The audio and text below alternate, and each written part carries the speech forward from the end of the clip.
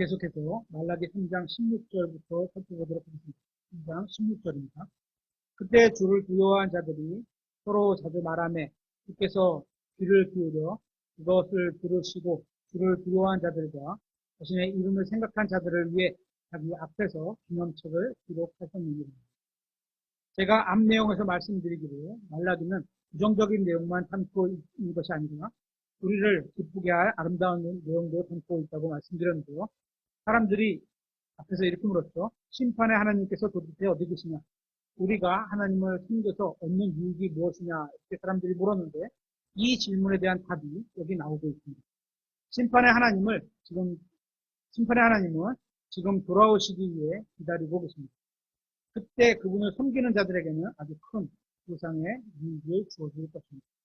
16절에 그때 주를 두려워한 자들이 라고 말씀하고 있습니다. 잘못 행하는 수많은 사람들이 살펴보시다가 잘못을 행하는 수많은 사람들을 살펴보시다가 그 속에서 소수의 남은 자들을 발견하시게 될 겁니다. 하나님께서는 4개의 장뿐인 이 말라기에서만 자신을 두려워하지 않는 민족을 2번이나 고발하셨습니다. 그러나 이와 같은 대교의 중심에서도 마음과 통해하는 영으로 주님 앞에서 참되게 걷는 자들이 있음을 발견할 수 있게 됩니다. 아무리 때가 어둡다 할지라도 하나님께서는 항상 자신의 증인들을 가지고 계십니다. 성경을 처음부터 끝까지 찾아보고 남은 자들이 아주 소수이지만 또 나약할 때도 있지만 분명히 존재하기도 합니다. 우리도 그런 자들로 남아있어야 되겠죠. 16절에 서로 자주 말하며 여기서 말한다는 것은 서로 단순하게 대화를 하며 교제를 나눈다는 겁니다. 하나님께서는 그분을 알고 그분을 사랑하는 백성들이 같은 마음을 가진 사람들끼리 친구가 되기를 원하십니다. 그분이 갈망하시는 것은 우리가 가까이 교류를 갖는 겁니다.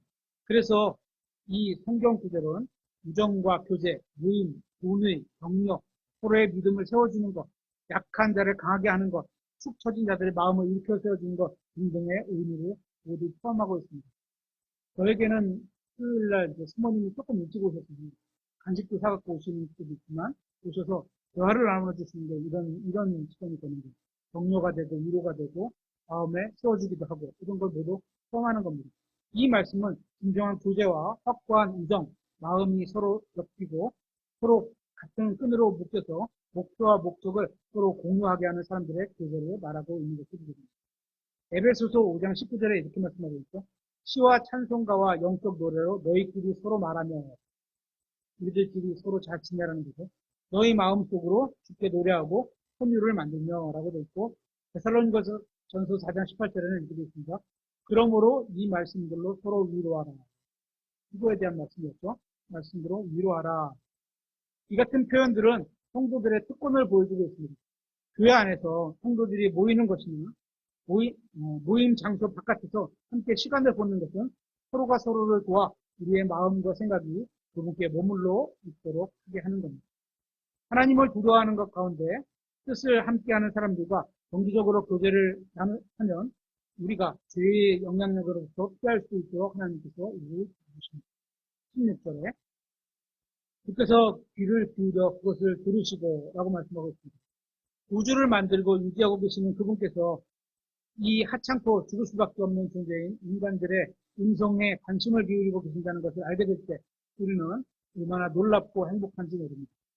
하나님께서는 언제나 우리를 지켜보시기 위해 마치 카메라 줌을 당기듯이 쫙 당겨서 우리에게 초점을 맞추고 계십니다.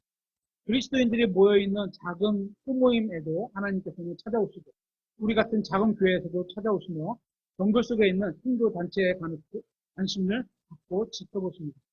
모든 만물의 하나님이신 그분은 자신에 대해 서로 이야기를 나누고 있는 백성들을 지켜보시고 계십니다. 그분의 말씀과 그분의 길들에 대해 대화를 나누는 이들에게 관심을 가지고 계십니다. 그러니까 우리가 그리스도인을 만나면 대화하는 게 예수 그리스도 안에서 예수 그리스도를 대화하잖아요. 그죠? 그럴 때 하나님이 우리 지켜보시는 겁니다. 16절에 주를 두려워한 자들과 라고 말씀하고 있습니다. 우리는 앞선 2장에서 말라기가 하나님을 두려워하지 않는 것에 대해 무리를 책망했음을 살펴보았습니다. 이번에는 올바름 나온 자들을 소유하고 있는 사람들에 대해 말라기가 즐겁게 말하는 것을 보게 됩니다. 다시 16절에 자신의 이름을 생각한 자들을 위해서 우리 주님께서는 사람의 아들들을 향해 축복을 주시고자 하는 열망이 크셔서 단지 그분에 대해 생각만 하는 자들에게도 보상을 하십니다. 여러분은 그분을 위해 살기를 원하십니까? 그분께서는 그러한 삶을 보상하십니다. 그분을 섬기고자 하십니까? 그와 같은 섬김을 하나님께서는 보상하십니다. 그분과 함께 대화를 나누고 그분을 위해 다른 사람들에게 말씀을 하십니까? 그 말씀도 하나님께서 보상을 하실 것입니다. 단지 그분의 이름에 대해 생각하고자 하십니까? 그것까지도 하나님은 보상해 주시는 분입니다. 이와 같이 삶을 풍성하게 향유하기 위해서는 우리의 마음과 생각에 대한 전투에서 이겨야만 합니다. 우리의 마음과 생각이 마귀에게 뺏기고 세상에 뺏기고 내 걸로 가득 차지 않는다는 얘기죠. 하나님의 말씀에 따르면 우리의 생각이 어디에 있느냐에 따라서 우리의 영적, 정서적인 상태를 결정짓게 됩니다. 성경에서 생각이라는 단어가 134번 사용되는데 생각하고 있는 사람들에 대한 구절을 살펴보면 인간들이 무엇을 생각했다 하면 항상 잘못된 것임을 확인해 볼 수가 있습니다. 그렇기 때문에 어떤 일을 할 때 내 생각에는 이러면 하나님의 생각과 거리가 있을 수 있습니다. 하나님의 말씀에 기반을 두지 않고 자신의 생각을 기초로 삼는 자들을 성경은 어리석다고 말합니다. 10편, 94편, 11절에 이렇게 되어 있습니다. 주님께서는 사람들의 생각을 아시되 그것들이 헛되다는 것을 아시느니라. 그럼 우리의 생각을 어떻게 해야 돼요? 하나님의 생각과 같게 해야 되겠죠. 그러려면 성경을 많이 읽어서 하나님에 대한 마음과 생각을 가득 채워놔야 되겠죠. 반대로 지혜로운 자들은 이렇게 말합니다. 10편, 110편, 113절에 내가 헛된 생각들은 미워하나 내 스스로 내가 생각하는 것은 미워하나 주의 법은 사랑하나이다. 이렇게 말씀하고 있습니다. 하나님께서는 자신 말씀에 귀를 기울이지 않는 자들에게 또 이렇게 말씀하십니다. 이사야서 55장 8절에 내 생각들은 너희 생각들이 아니며 이렇게 되니까 같지 않다 이렇게 돼 있어요. 영어로 같지 않다. be not 이렇게 돼 있어요. 그러니까 하나님의 생각과 우리 생각은 같지가 않아요. 그러니까 하늘과 땅 차이가 난다는 얘기죠. 내 길들은 너희 길들이 아니니라. 아니라는 게 같지 않다는 얘기예요. 주가 말하노라. 하늘들이 땅보다 높음 같이 그렇게 내 길들은 너희 길들보다 높고 내 생각들은 너희 생각들보다 높으니라. 그러니까 하나님의 생각에 맞춰서 살아가야 된다는 거죠. 16절에 자기 앞에서 기념책을 기록하셨느니라 이렇게 말씀하고 있는데 사람들이 예수님에 대해 거룩하고 적절한 방식으로 대화를 나누는 것은 하나님께 기쁨을 드린다고 말씀드렸습니다. 두 사람이 거실에 앉아서 혹은 직장의 점심시간에 혹은 자동차를 타고 가면서 예수님에 대한 이야기를 나누는 것은 하나님의 관심을 끌 뿐만 아니라 이것을 책에 기록하신다고 하시는 겁니다. 후에 이것을 다 보상하기 위해 기록하시는 겁니다. 아까 생각만 해도 기록하신다는 건데 대화라는 것도 기록해 놓으시는 겁니다. 우리가 단지 그분에 대해서 이야기하기 위해 교제의 시간을 가질 때도 그분께서 기뻐하시고 행복해 하신다는 것입니다. 그래서 말라기 3장 17절입니다. 군대들의 주께서 말씀하시느니라. 내가 나의 보석들을 만드는 그날에 나의 보석들은 백성들이 되겠죠. 그날에 그들을 나의 손으로 삼을 것이요. 또 사람이 자기를 섬기는 자기 친아들을 아끼는 것 같이 내가 그들을 아끼리니. 여기서 그날에라는 표현은 예수 그리스도의 재림에 관해 있게 될 하나님의 진노를 표현할 때 주로 사용하는 표현입니다. 그날은 끔찍한 살육의 날이 될 것입니다. 그러나 그날일지라도 이 남은 자들은 메시아에게 소중한 자들이 될 것이고 그분의 보물로 건지될 것입니다. 어떻게? 믿음으로 끝까지 견뎌야 되는 믿음이 있어서 끝까지 견디게 될 겁니다. 그 불같은 시험을 잘 견디어내어 결국 그분의 면류관에 제일 보석으로 나오게 될 것입니다. 주님의 원수들이 사방에서 멸망하는 가운데 이 신실한 자들의 보존될 것이고 이들은 아들들 같이 간주될 것입니다. 그분께서 자신의 왕국을 세우러 오실 때 광야에 흩어진 숨어있는 모든 자들을 모으실 겁니다. 왜? 도망하라고 했잖아요. 그렇죠? 이런 것이 예루살렘의 거룩한 곳에 설 때 너희는 어떻게 하라? 하늘로 도망하라 이렇게 되어 있습니다. 그렇죠? 그래서 모으실 겁니다. 짐승이 권력을 잡게 되었을 때 계시록에서 이제 이 짐승에 대해서 보이죠. 그를 피해 도망가서 살았던 바로 그 장소, 어디? 예루살렘으로 다시 모으실 겁니다. 이로써 예수님께서 오실 때 그들도 오게 될 겁니다. 그분께서 그들을 구출해내어 예루살렘으로 이끌고 오실 것입니다. 그리스도께서 세우신 왕국에서 그분과 함께 다스릴 수 있는 권위가 그들에게도 또 주어질 것이고 주님의 천년 왕국에서 재판관의 역할을 감당할 것입니다. 이것이 바로 우리가 지금 다루고 있는 말라기 3장에 대한 적절한 해석입니다. 17절에 그들은 나의 수로 삼을 것이요 라고 말씀을 보면 인간에 대한 주님의 갈망은 한결같다는 걸 보게 됩니다. 그분께서는 사람을 구속하시기를 원하시고 자신과 화해하기를 원하시며 인간의 죄들로 인해 단절된 교제를 회복하기를 원하신다는 것을 보게 됩니다. 근데 원하지 않는 건 누구죠? 악독한 사람이죠. 마음이 딱딱한 사람만이 하나님과의 교제를 원하지 않는다.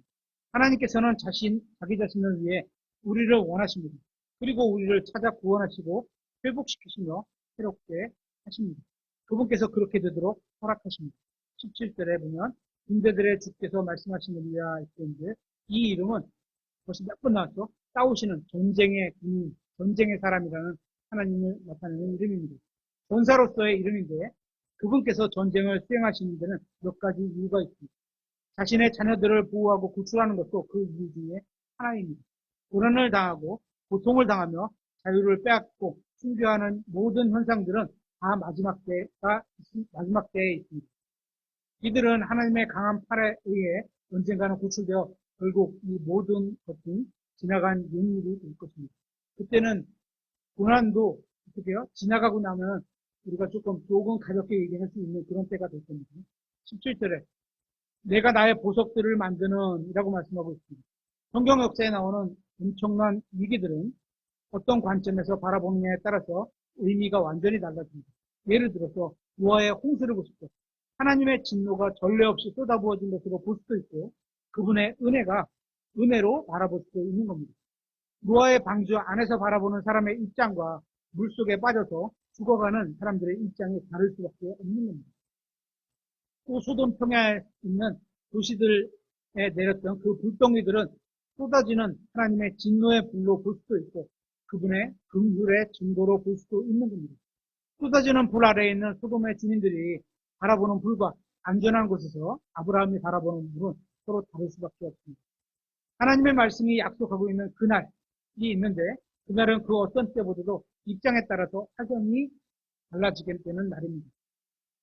환란의 공포를 견뎌내는 자들과 예수 그리스도의 재림 때 심판받게 될 자들에게는 그날이 아주 무서운 악몽처럼 도래할 것이지만 반면에 하나님의 말씀을 신뢰하는 자들에게는 하나님께서 그들을 보호하시고 보상해 주시고 숨겨주시는 때가 될 겁니다. 많은 남아있는 자들에게 그날은 파괴의 날이 될 겁니다. 반면에 다른 사람들에게는 그들의 구원자께서 선물로 제공해 주는 축복의 때가 될 수도 있습니다. 여러분은 어느 입장에서 바라보게 될 것입니다. 여기서 말하는 내 보석들은 그분의 백성들을 언급합니다. 그분께서는 이 땅에 잃어버린 자들을 찾아 구원하러 오셨습니다. 그분께서는 비싼 진주를 사기 위해서 자기의 모든 재산을 모든 생명까지도 모든 것을 다 내어주셨습니다. 보석을 소유하려는 이유는 두 가지가 있습니다. 어떤 사람은 보석을 투자의 목적으로 소유하기도 합니다. 하나님은 우리가 보석을 투자의 목적으로 소유하는 건 아니죠. 또 다른 사람은 자신의 부와 권력을 다른 사람에게 보여주기 위한 목적으로 소유하기도 합니다. 주님께서도 이 세상이 멸망을 향해 달리고 있는 이때에 가치가 있는 무엇인가를 가지려고 하십니다. 그것이 바로 자신의 백성인 진주, 보석인 것입니다. 17절에 내가 나의 보석들을 만드는 이라고 말씀하고 있는데 우리는 보석이 아니라 진흙에 불과한 존재들이었습니다. 그런데 예수 그리스도께서 크신 권능과 사랑으로 우리를 보석으로 만드신 겁니다. 우리가 소유하고 있는 가치나 우리의 소중함, 우리의 영적인 아름다운 것들은 모두 우리 안에서 그분의 역사하신 결과이며 우리에게 주어진 선물일 뿐입니다. 우리가 뭐 어떻게 해서 된 게 아닙니다. 진주가 크게 만들어진 진주 그냥 만들기도 하잖아요. 바닷속에다 이렇게 진주를 낳는 쪽에다가 이렇게 이물질을 집어넣으면 안에서 뭐 이렇게 데쳐가지고 진주가 된다고 하는데 크고 빛깔이 좋을수록 깊은 바다에서 압력을 많이 받은 것이 크고 좋다고 하더라고요. 빛깔도 좋고. 우리도 마찬가지로 고난을 많이 이겨내면 그만큼 우리가 믿음이 커지고 하나님께서 주신 게 빛깔이 좋은 진주가 되는 거겠죠. 내가 그들을 아끼리니 여기서 말하는 그들은 두 가지로 적용할 수 있습니다. 말라기를 기록한 대상자들은 모두 이스라엘 사람들에게 하신 말씀입니다. 그래서 예언도 그들에게 속해 있습니다. 그래서 한 가지는 이스라엘에게 적용할 수 있고 또 하나는 우리 신약교회에게도 이 말씀을 영적으로 적용이 가능합니다. 먼저 유대인에 관련돼서 한번 살펴보겠습니다. 내가 그들을 아끼리니 주님께서는 그분의 백성에게 490년 동안 4개의 이방 왕국들이 등장해서 온 세상을 지배하게 될 것임을 다니엘서 2장과 9장에서 미리 경고해 주셨습니다.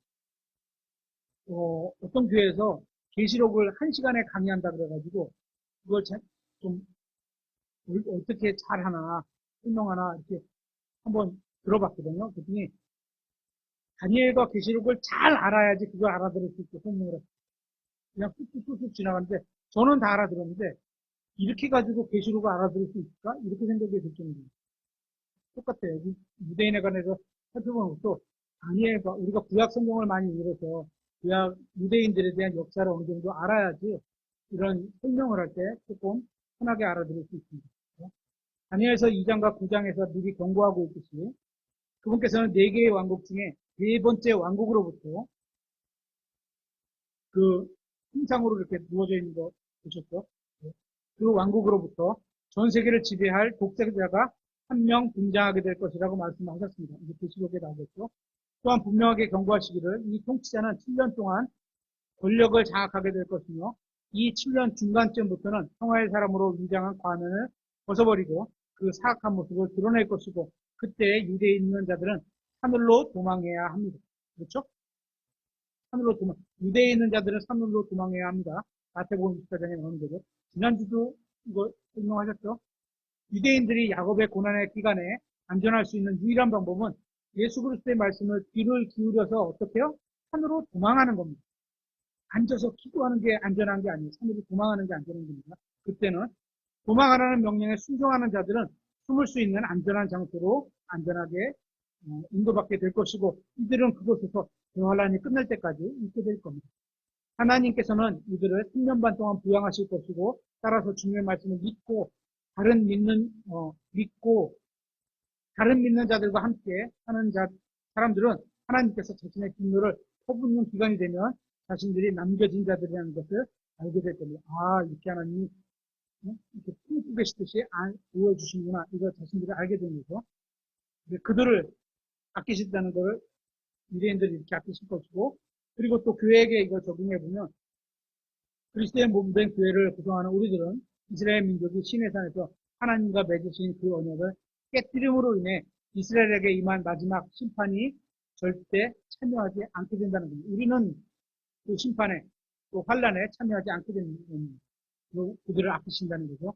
우리는 그 진노가 오기 전에 반드시 들려 올라갈 것이며 끔찍한 환란의 공포로부터 면제받게 될 것입니다. 데살로니가후서 1장 2절을 1장과 2장을 살펴보시면 되고요. 다시 17절 말라기 3장 17절로 와서 자기를 섬기는 자기 친아들을 아끼는 것 같이 우리는 다시 한번 주님 안에 머물러 있어야 합니다. 하나님의 말씀을 통해서 유대인과 이방인 하나님의 교회를 구분하는 것은 아주 중요합니다. 거의 모든 거짓 교리는 이 세 그룹을 명확히 구분하지 못하고 한 그룹을 다른 그룹으로 대체하는 데서 발생하게 됩니다. 이와 같은 오류를 범하지 않으려면 이스라엘은 종으로 언급되는 반면에 구약 성경에서 이스라엘은 계속 종으로만 언급해요. 하지만 신약 성경은 아들로서 자녀로서 언급을 하죠. 하지만 이스라엘은 어떻게 종으로서 언급하다가 아들 같은 자격을 주어주는 거죠. 친아들을 아끼는 것 같이 아끼신다 이런 거고 우리는 자녀지만 자발적으로 종으로 숨기는 사람으로 살아가는 거죠. 그거가 조금 신분의 차이가 순서가 다르죠. 거듭난 자들은 아들로서 다뤄지고 있는 반면에 이스라엘은 종으로서 다뤄지는 것을 보게 됩니다. 이게 일반적인 성경의 원칙입니다. 교회 시대의 유대인들은 율법 하에 머물러 있는 종으로 불립니다. 그러나 그들도 거듭나면 아들이 될 수 있습니다. 그래서 친아들을 아끼는 것 같이 라고 말씀하신 거죠. 반면에 그리스도인들은 거듭날 때 이미 아들이 되었기 때문에 아들된 자로서 자발적으로 예수님의 종이 되어 그분을 섬길 수 있는 겁니다. 동의되지 않으면 섬길 수 있는 게 아닙니다. 자발적인 종이 되는 거예요. 우리는. 억지로 종이 되는 게 아닙니다. 아들이에요. 우리는. 말라기 약속은 다음과 같습니다. 히브리 민족에 속한 자들로서 주님의 말씀을 신뢰하고 순종했던 자들은 주 예수님께서 다니엘을 통해 말씀하신 예언하신 70대 주 기간에 사람이 자신의 아들을 아끼는 것처럼 돌봄을 받게 될 것이라는 내용입니다. 물론 이때는 이들의 몸이 새롭게 변화되지는 않습니다. 우리만 변화된 거예요. 주님의 몸된 교회는 이미 부르심을 받아 변화되어 하늘로 올라갔기 때문입니다. 마태복음 24장과 누가복음 21장에서 나오는 주님께서 예언하시는 그 두려운 때에는 다니엘과 예언자들의 예언이 하나씩 펼쳐지게 될 것입니다. 그러나 아브라함의 자녀가 주 예수님의 말씀을 신뢰하여 하늘로 도망한다면 하나님께서는 그분의 교회를 아끼신 것처럼 하나님의 자녀를 아끼는 것처럼 그분의 진노와 죽음으로부터 건져내시고 구원하실 것입니다. 우리가 하나님의 말씀을 들여다보면 우리는 은혜로서 구원을 얻게 된다는 놀라운 진리를 발견하게 됩니다. 아무런 봉사도, 선행도, 성과도, 후의도 베풀지 못했던 행함없는 자들에게 바로 이 생명의 약속이 주어졌습니다.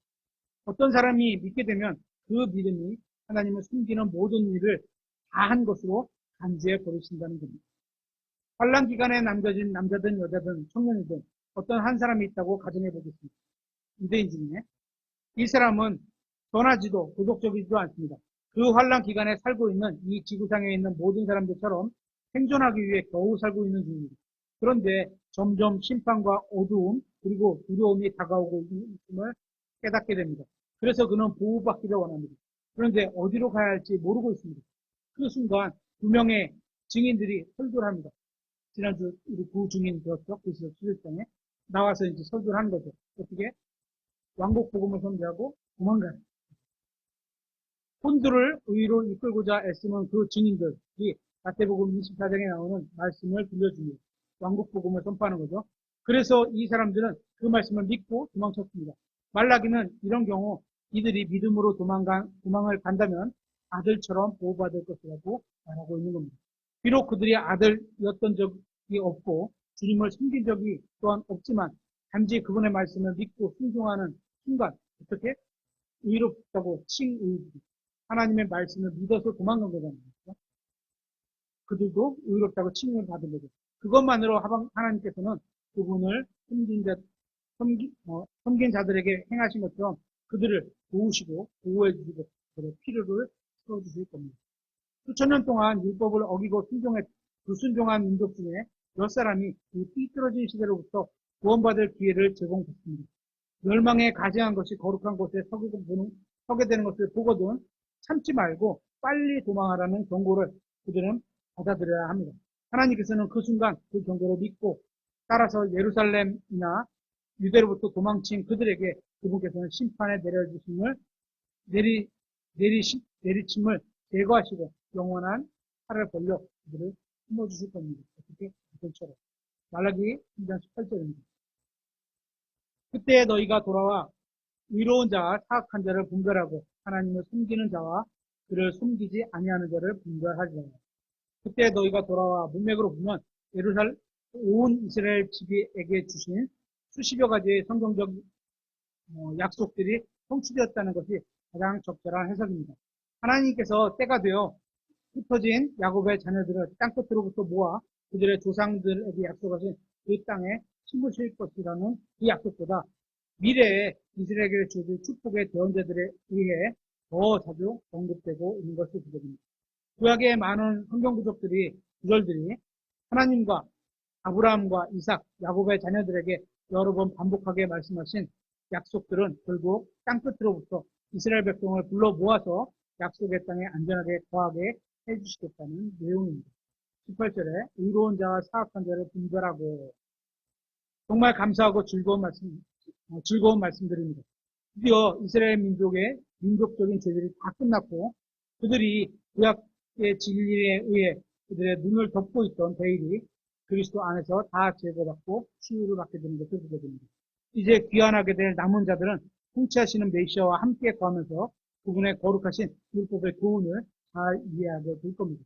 그래서 그들은 그분의 순수한 명령들을 시행할 것이고 모세의 시절에 하나님께서 주셔서 그들이 받아들였던 그 언약의 모든 명령들과 일치된 삶을 살게 될 것입니다. 다니엘의 70대 주 끝까지 잘 던지는 자들은 그들의 조상들에게 약속된 왕국 안으로 들어가게 될 겁니다. 그렇다면 천년 왕국에는 악한 자들과 악한 행위가 없을까요? 그렇지 않습니다.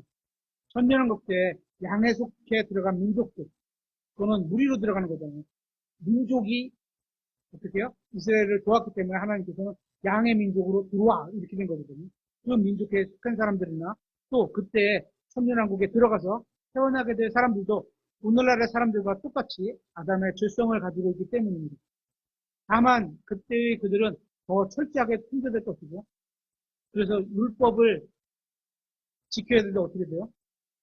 만약에 죄를 짓는 것보다 손을 자르는 게 낫고 죄를 짓는 것보다 눈을 빼는 게 낫고 이 정도로 철저하게 지키게 되죠. 통제받게 되죠. 더 신속하게 처벌받게 될 것입니다. 자신의 육신의 생각들과 갈망을 성취하기 위해 목숨을 걸고 자신의 몸과 손까지 내어 맡기는 위험을 감수하는 자들이 지금과 똑같이 있을 것입니다. 말라기 3장 18절 말씀은 이를 분명하게 지적하고 있는 걸 보게 됩니다. 구속받은 자들은 왕국시대의 일정량의 통치권을 행사하게 되어 천년왕국의 순수성을 더럽히는 자들을 심판하는 역할을 맡게 됩니다. 그래서 12지파의 사람들은 12사도와 같은 일이 있을 것입니다. 교회에게도 영적인 적용을 그대로 할 수 있습니다. 교회 시대에 성도들 또한 누가복음 19장 11절을 보면 주님의 왕국 때 몇몇 도시들을 통치권에서 몇몇 도시들에서 통치권을 행할 수 있도록 약속이 되어 있습니다. 18절에 하나님을 섬기는 자와 그를 섬기지 아니하는 자들을 분별하리라 이렇게 말씀하고 있습니다. 주 예수 그리스도의 평화가 온 지구상에 펼쳐지고 예루살렘에 있는 그분의 왕자로부터 율법이 온 사방에 펼쳐지며 교회가 그 구원자와 함께 통치하고 히브리인들이 자신의 땅에 안전하게 거하게 될 때, 그래서 민족들이 영광의 빛으로 걷게 되는 그때에도 하나님을 섬기지 않는 자들이 있을 것입니다. 환란 성도나 그리스도인은 천년왕국에서 분별 있게 행동하지만 천년왕국에 양들로 분류된 자들에서 태어난 자들과 그들은 오늘날의 아담의 본성을 그대로 지니고 태어난 자들이므로 분별력이 없어서 율법에 어긋나는 행동을 하거나 죄를 지어 심판받게 되게 될 것입니다. 분별 있는 지혜로운 자에게 주시는 것은 분별은 하나님의 주시는 선물이기도 합니다.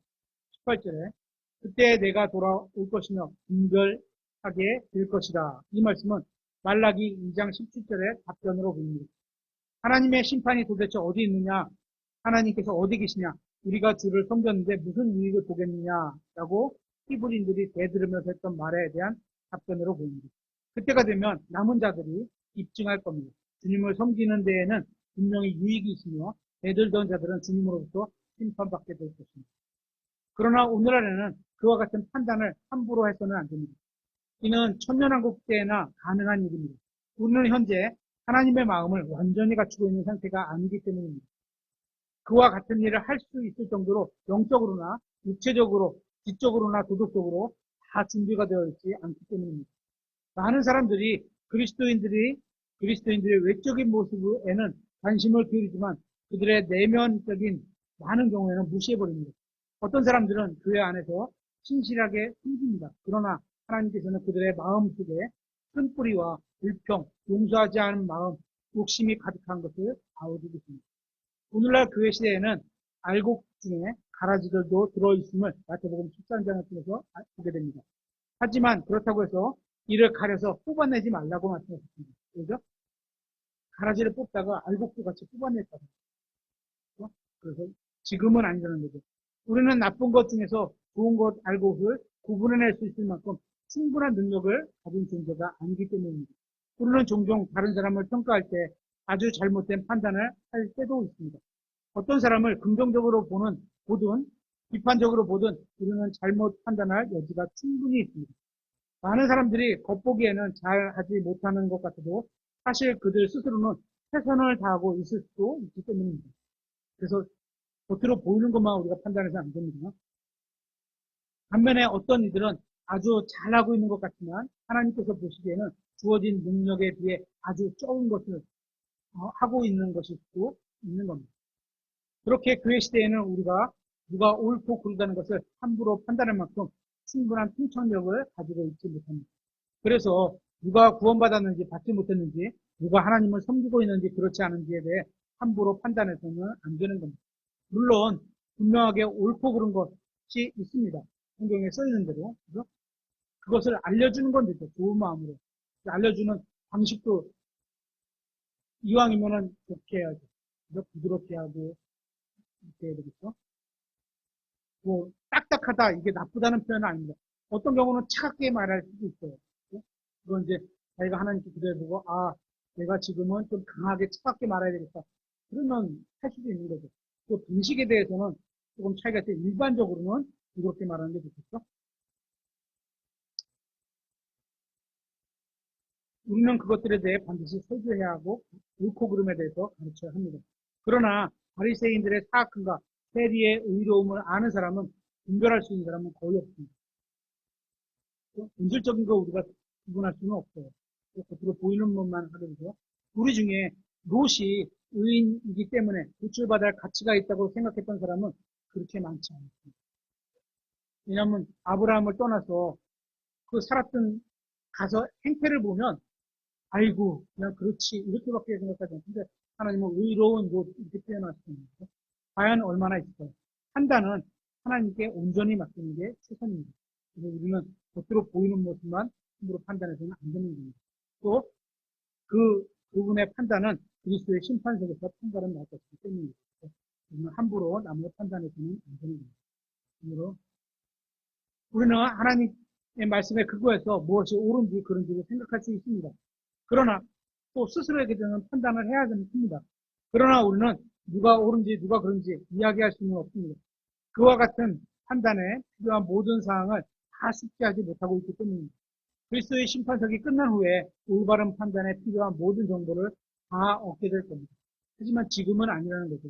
그리스도의 심판석이 끝난 후에 여러분은 모든 것을 정확하게 분별할 수 있겠지만 지금 그의 시대에는 아직은 아닙니다. 우리는 아직 그런 준비가 완전히 되어 있지 않고 또 그와 같은 자격도 완전히 갖추고 있지 않기 때문입니다. 함부로 판단하면 안 되는 겁니다. 오늘 말씀은 여기서 마무리합니다.